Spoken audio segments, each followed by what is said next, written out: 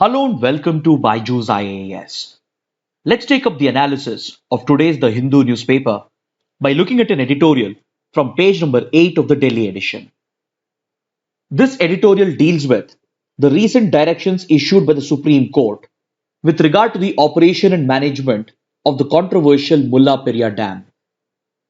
See, the Mulla Periyar Dam is located in the state of Kerala along the borders of Kerala and Tamil Nadu, and it has been built on the Periyar River, which flows in the state of Kerala and is located at the confluence of the Mulayar and Periyar rivers, which flows close to the borders between Kerala and Tamil Nadu.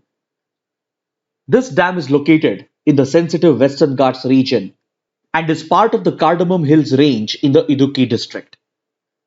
It is a British era dam which was built in the 1800s and is surrounded by the Periyar National Park. But an interesting thing about the dam is that even though it is located in the state of Kerala, it is entirely operated and maintained by the neighboring state of Tamil Nadu. Even though the entire catchment area of the Mulla Periyar Dam is located in the state of Kerala, the operation and maintenance of the dam is taken care of by the Tamil Nadu government. The waters of the dam is used by the Tamil Nadu government to fulfill the water needs of the southern districts of Tamil Nadu and is also used to run the Periyar power station. The excess spillage, however, especially during the rainy season, is allowed to flow into the nearby Idukki reservoir through the Periyar river itself. This British era dam, even though it is located in the state of Kerala, it is operated and maintained by Tamil Nadu government because of a long-term lease that was signed back in the 1800s between the then Maharaja of the Travancore state and the British Secretary of State for India. Back then, to fulfill the water needs of the Madras Presidency, the Maharaja of Travancore had agreed to lease out the dam and allow the Madras province to control the operations and maintenance of the dam. But after India became independent and after the states of Tamil Nadu and Kerala were born, this immediately turned into an ownership dispute between the two states, thus turning this into an interstate issue with serious ramifications for center-state relations as well. The conflict between the two states over the Mulla Periyar Dam has even reached the doorsteps of the Supreme Court, and there are several concerns that both the states hold against each other, and as a result, the operation and control of the dam has become controversial. See, here the dispute between Tamil Nadu and Kerala is not just about the ownership dispute. There is also the question of the safety of the dam, as it is one of the oldest dams in the world. And recently, there was even a report that was published by the United Nations University Institute for Water, Environment and Health, which is located in Canada. And this report identified 6 major dams throughout the world which are structurally weak and susceptible to failure on the account of passage of time, structural weakness, and natural disasters. Out of these 6 dams that have been identified by the UN report, only one is located in India, and that is the Mulla Periyar Dam. As the dam is more than 123 years old, and as it is located in the sensitive Western Ghats region, which is highly vulnerable to a variety of natural disasters, there have been several concerns that have been raised over the safety of the dam. The safety issue is a big cause of concern for Kerala because the manner in which the Tamil Nadu government will operate the dam and maintain the dam will have direct consequences for the safety of life and property in the state of Kerala in the downstream areas of the Mulla Periyar Dam. Apart from this, the government of Kerala has often complained that the Tamil Nadu government tends to store more water in the dam in order to fulfill its water needs, thereby risking floods and even landslides in Kerala, especially during the rainy season. Then Kerala has also demanded that the Tamil Nadu government should take up the strengthening work of the dam and to even monitor the safety of the dam effectively. But Tamil Nadu has concerns over the sharing of expenses and as well as over the permissions needed by the Kerala government and by the central government to execute such works. The other related dispute is over the storage level in the dam, which has to be maintained by the Tamil Nadu government, because Tamil Nadu is pushing for a higher storage level through the petition which lies in front of the Supreme Court, whereas Kerala wants the storage level to be brought down by keeping in mind the safety concerns of this old dam. So, on all these accounts, the issue of Mulla Periyar Dam has been heavily politicized in both the states, and every now and then it results in a major controversy between the two governments. So, this topic is back in news because a couple of days ago, the Supreme Court issued directions to the supervisory committee that has been established for issuing expert and technical guidelines for the management of the Mulla Periyar Dam. This matter has come up for an urgent hearing at the Supreme Court because of the heavy rainfall that Kerala has received over the last few weeks, which has led to a significant increase in the water storage levels at the Mulla Periyar Dam. This increases the risk of flooding for Kerala, thereby threatening life and property in the state. And hence, Kerala has urged Tamil Nadu and has requested the Supreme Court for necessary guidelines to be issued to Tamil Nadu through the supervisory committee. See, through various rulings in 2006 and in 2014, the Supreme Court had set the maximum water storage level at 142 feet, which has to be maintained by the Tamil Nadu government. But Kerala deems this water storage limit to be very high as it increases the risk of flooding and also raises threats to the safety of the dam. A few years ago in 2018, when Kerala witnessed massive floods, the Supreme Court had ordered Tamil Nadu to bring down the storage level to 139 feet. Currently, due to heavy rainfall in the catchment area of the dam, the water level is already touching 137 feet, and hence Kerala demanded immediate attention from the Supreme Court and from the government of Tamil Nadu to bring down the water levels through timely release of the water.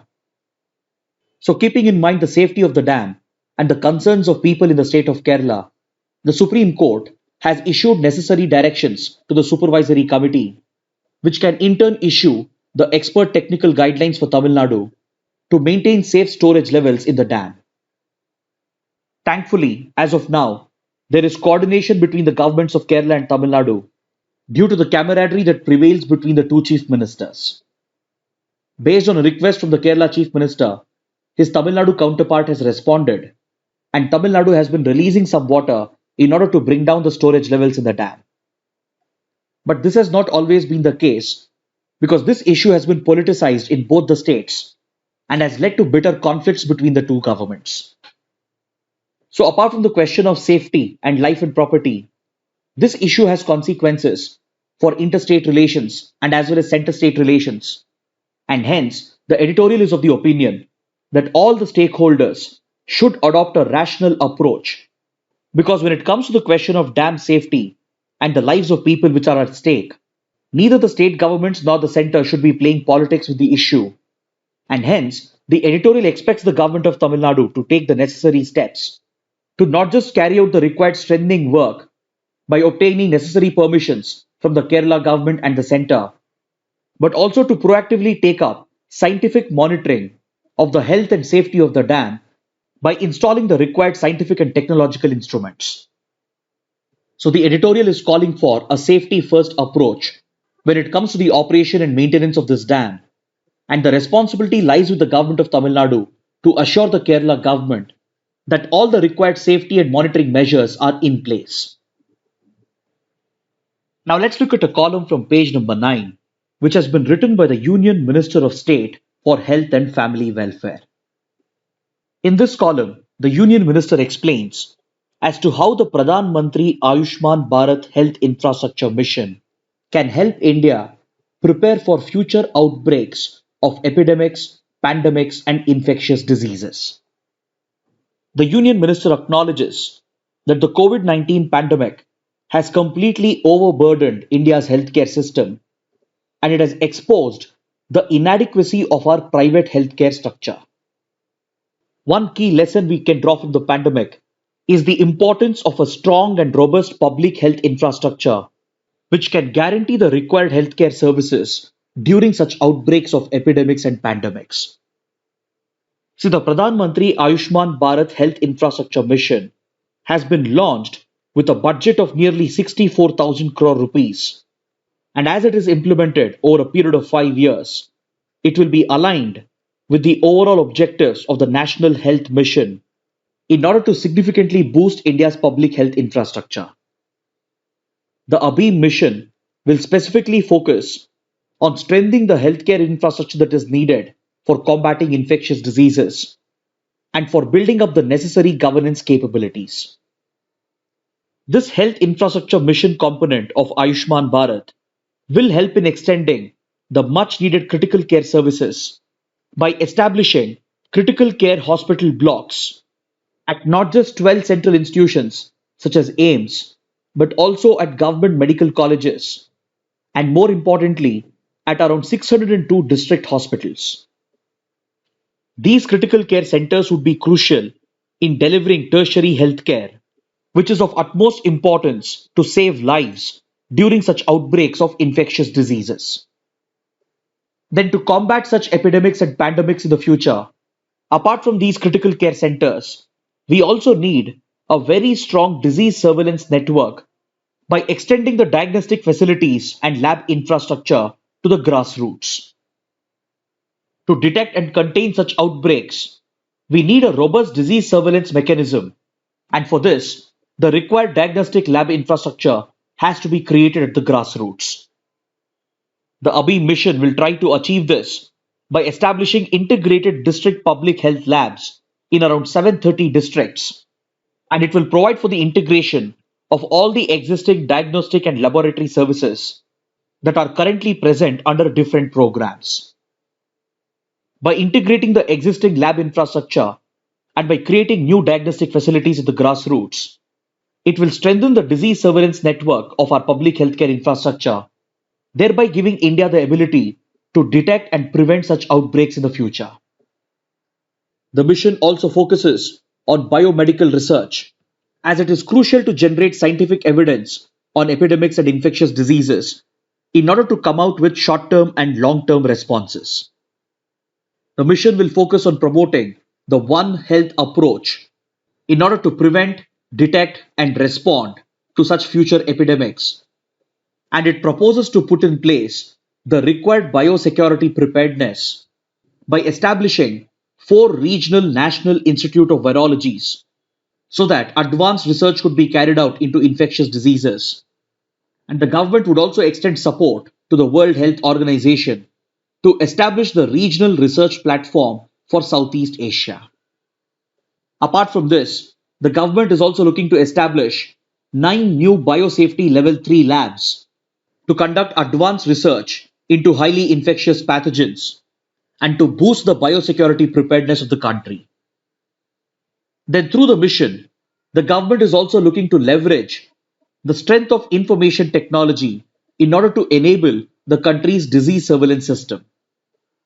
Through a IT-backed infrastructure, the government is looking to create a network of laboratories around the country, including 20 metropolitan surveillance centers, 5 regional national center for disease control branches, and an integrated health promotion platform would also be set up in all the states.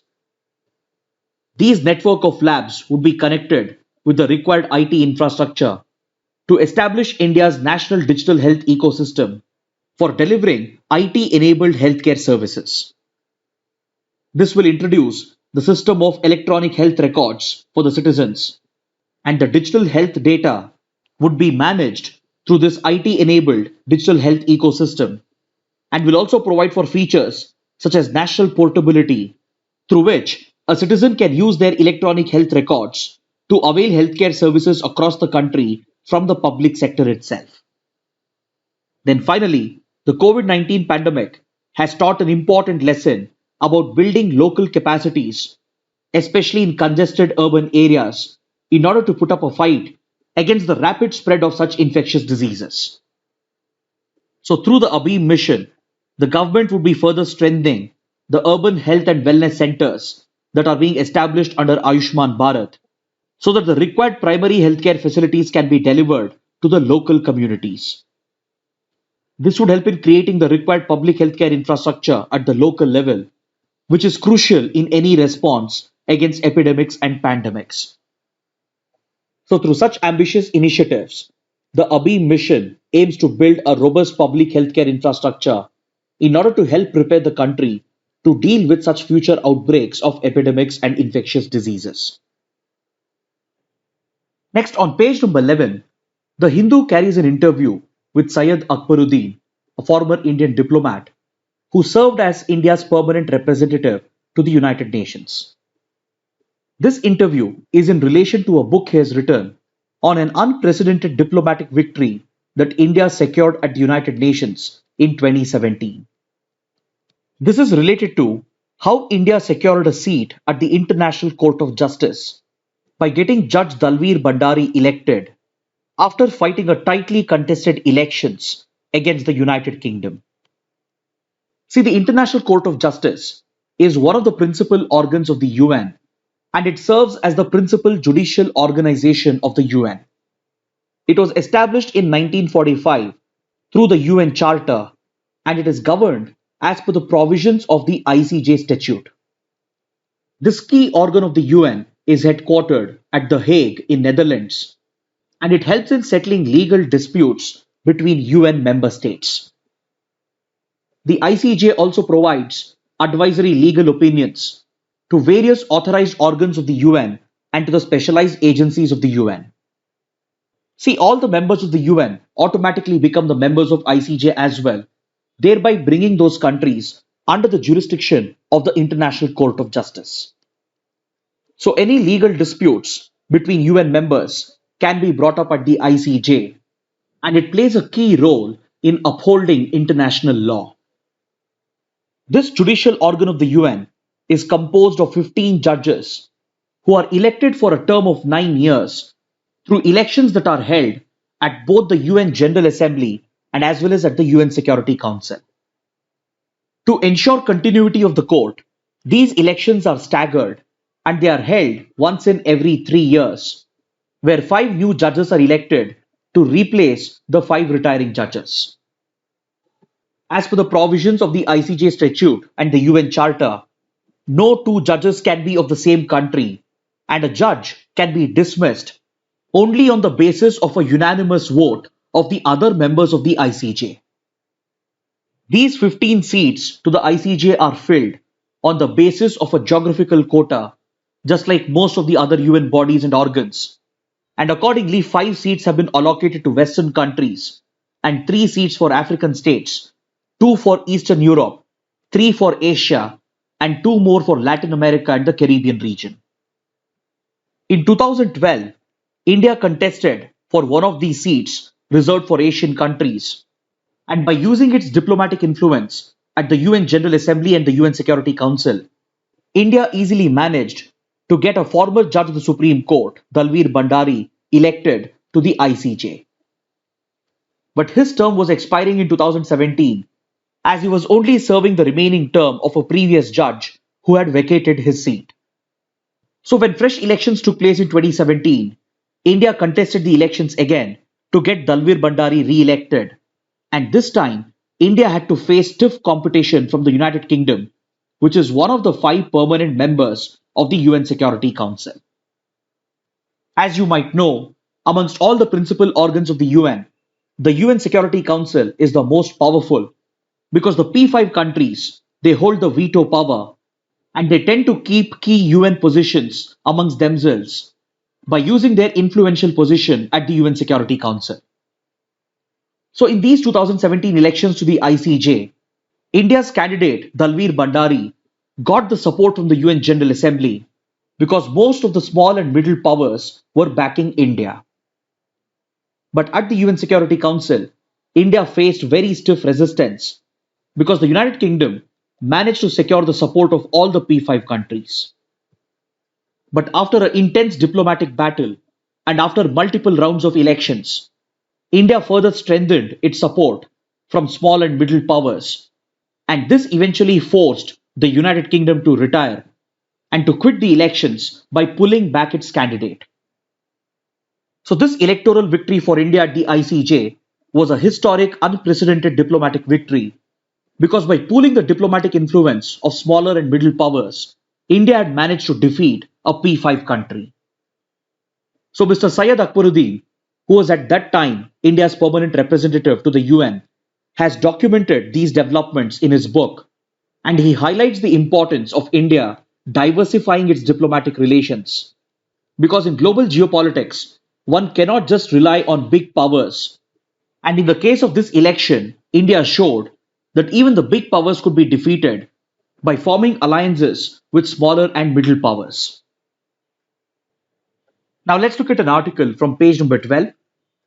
The Ministry of Civil Aviation has notified the Drone Traffic Management Policy.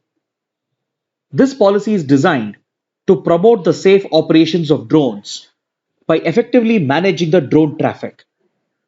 For this purpose, the government is looking to outsource drone traffic management to private third party service providers who can offer these traffic management services in order to ensure the safety of drone operations in the country. These private third party service providers would be officially designated as Unmanned Traffic Management Service Providers or UTMSP. They are supposed to provide automated algorithm driven software services for allocating designated flight paths to drones in order to segregate them and ensure that there are no mid-air collisions. See, for traditional aircrafts, air traffic management is carried out through ATCs or through air traffic controllers located at respective airports, which falls under the jurisdiction of the Airports Authority of India. For managing this traditional air traffic, voice commands are used along with radar data by the air traffic controllers. But this model of air traffic management will not apply for unmanned drones. For drone operations, automated softwares are needed to provide for algorithm driven services which can chart and allocate flight paths for drones and to segregate their flight paths and to prevent collisions. So, this traffic management policy envisions automated traffic management for drone operations, and these services will be provided by private third party service providers designated as UTMSPs. They in turn will be assisted by supplementary service providers or SSPs who will be responsible for maintaining all the required data, including terrain data, data related to weather, the location of other aircrafts, and even other related services such as insurance, data analytics, and drone fleet management would all be provided by the SSPs. So these two service providers together would provide for air traffic management for drones. And the policy also envisions an integration between unmanned traffic management with traditional air traffic management. This is of utmost importance to ensure that the operations of drones do not threaten the safety of traditional aircrafts. So this would require the traffic management systems to be integrated so that air traffic controllers are aware of the position of drones and their flight paths in order to ensure that regular aircrafts do not run into these drones. The policy also deals with the national security aspect and allows limited access to this data for the concerned law enforcement and security agencies. On national security grounds, these security agencies will be given limited access to the traffic management ecosystem, which is maintained by the private third party. And depending on the case, they would be provided access to the data strictly on a need to know basis only. These private unmanned traffic management service providers would be allowed to levy a service fee for the services that they render, and this service fee will have to be paid by the drone operators. But however, this service fee will have to be shared with the Airport Authority of India as well, as it will be sharing some of its air traffic management infrastructure with the private service providers. To kickstart this policy, the government is planning to launch a few pilot projects in the country in order to test the effectiveness of this policy before onboarding these private players, who would then be allowed to undertake unmanned traffic management services for ensuring the safe operations of drones in the country. Now let's look at this article from page number 14. The Asian Infrastructure Investment Bank, or the AIIB, has called upon India to invest more in its social infrastructure and healthcare infrastructure. See, the AIIB was established in 2015 with the leadership of China, and today the bank has more than 103 members and has emerged as one of the key development finance institutions of the world.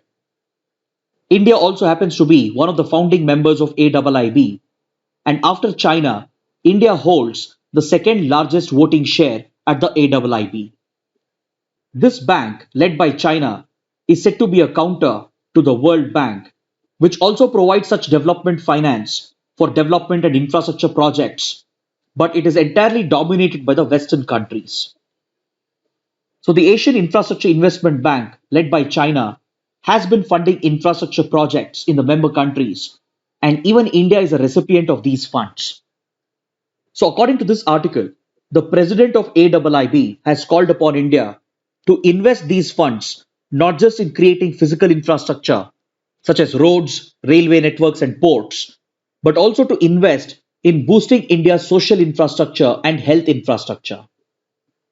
According to him, such investments are crucial considering the impact of climate change because such investments in social and healthcare infrastructure can make the country climate resilient. The president of AIIB has stated that the bank is going to align its lending and goals with the targets that have been laid out under the Paris Agreement so that it can increase its focus on funding climate resilient projects, which can help the smaller developing nations to invest in climate resilient infrastructure and as well as to put in place the required adaptation measures. For this purpose, the AIIB is setting aside around $50 billion to sponsor climate resilient infrastructure projects in the member countries. So it is in this regard that the president of AIIB has called upon India to make use of these loans and funds to boost India's social and healthcare infrastructure so that India can become climate resilient and adapt to the adverse consequences of climate change. Now let's look at the mains practice questions. The first question: examine the controversy surrounding Mullaperiyar Dam in the light of recent directions given by the Supreme Court.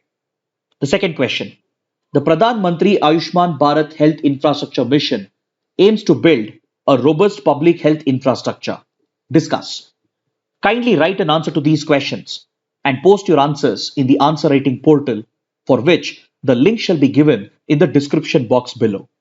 So this concludes our discussion for today. Thanks for watching.